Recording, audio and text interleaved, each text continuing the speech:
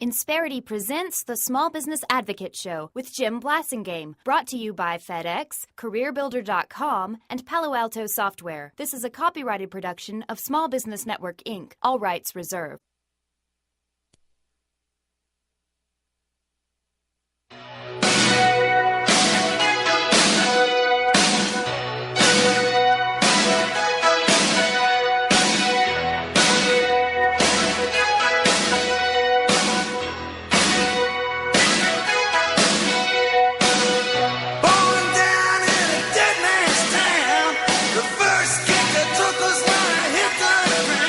That's the boss, ladies and gentlemen, born in the USA. That's me. I'm born in the USA. Ken Davis is with us. I bet he was born. I know he was born in the USA. Welcome back, 4th of July. Happy Independence Day, America.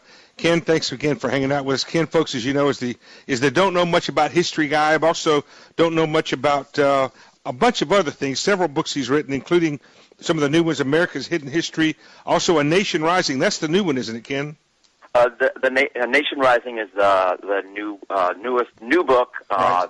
Don't know much about history. The book that started it all off is out now in a new, revised, updated, expanded 20th anniversary edition. Yeah, it's hard for me to believe. I've been talking I have about my this copy, for and I'm more so than proud 20 of it. years. Yeah. Okay. So check it out. Just to put a finer point on where I was born, I was actually born in Mount Vernon, not the Virginia one, but in New Mount York. Vernon, New York, named for, of course, Washington's plantation. But well, in the next hour, one of the top curators of Mount Vernon, Dennis Pogue, who's been with us many times before, will be here representing President Washington.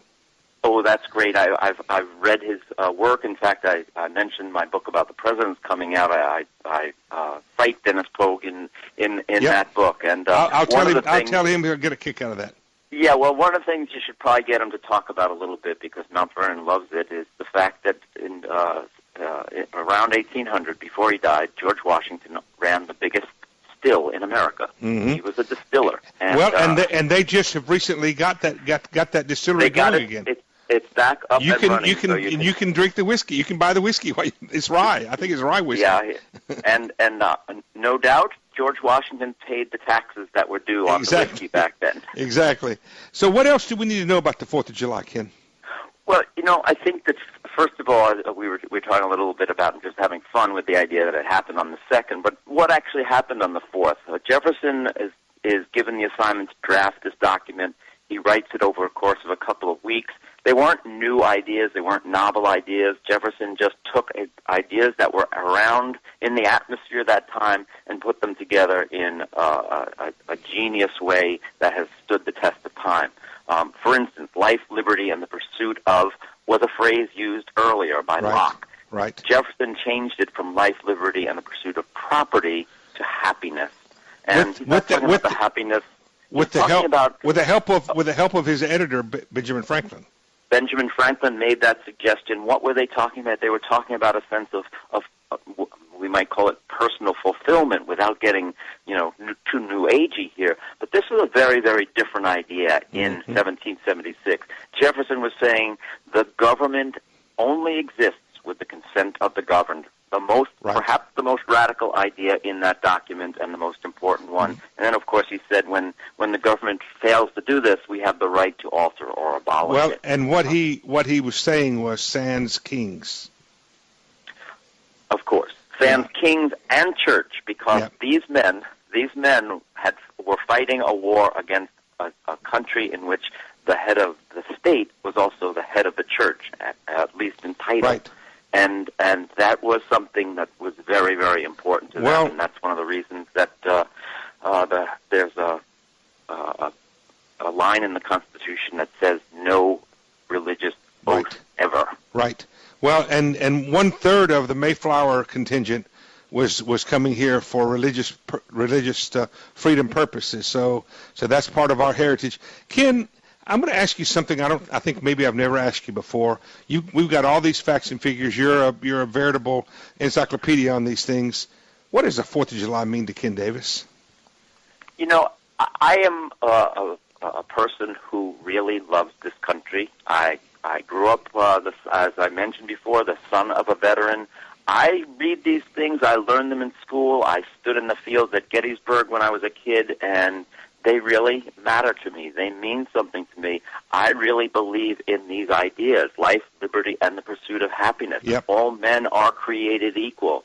We the people are trying to form a more perfect union. I think that those are really, really important, incredibly majestic ideas, and that is our birthright as Americans, and certainly anyone who comes here and wants to become American accepts that as part of their birthright as well.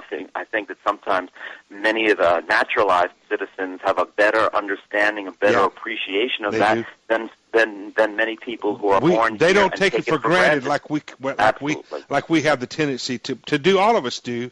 But, when I think about it, Ken, the two things is I still think their founders were aliens. The things that they came up with that have endured all these years, the fact that our Constitution has endured all the assaults that it has had and all the controversy like we've had recently, the Constitution has endured. The fact that it's still there is nothing less than a blessing as far as I'm concerned.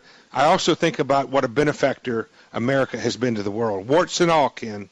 I think we've been a benefactor. What do you think? Oh, absolutely. I mean, I recently wrote about the Marshall Plan, for instance, rebuilding Europe from its war-torn, burned-out destruction. Right.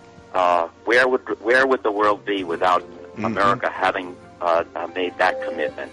It's an extraordinary story, and that's why I like to keep telling it on radio shows like this. Well, Ken, you're always welcome. Thanks for being here. Give us the website quickly. Don'tknowmuch.com, all one word, no apostrophe. Check it out. I won't sell you anything there. You'll just get to read about what I think. Quick. Insperity presents the Small Business Advocate Show with Jim Blasingame, brought to you by FedEx, CareerBuilder.com, and Palo Alto Software. This is a copyrighted production of Small Business Network, Inc., intended for the private use of our audience. Except as otherwise provided by copyright law, all other copying, redistribution, or publication without prior written consent is prohibited. All rights reserved.